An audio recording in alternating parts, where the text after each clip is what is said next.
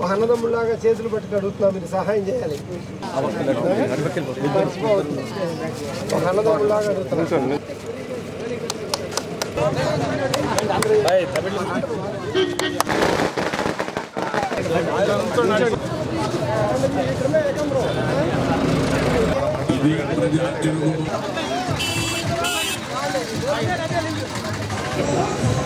చచ్చిపోద్దా?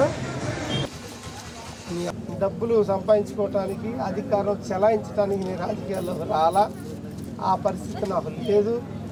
మనస్ఫూర్తిగా 10 మందికి మంచి చేయడానికి వచ్చా. ఆ మంచిని నా చేత చేయించుకునే బాధ్యత మీది. మీ ఓటు మీ కుటుంబ బాధ్యత.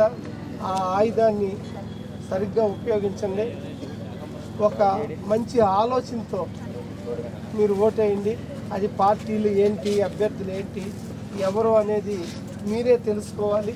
కానీ అడగటం, నా గురించి తెలియజేయటం, నేనేం చేస్తానో చెప్పటం అనేది నా బాధ్యత. కాబట్టి అందరినీ నేను మిమ్మల్ని అడుగుతున్నాను.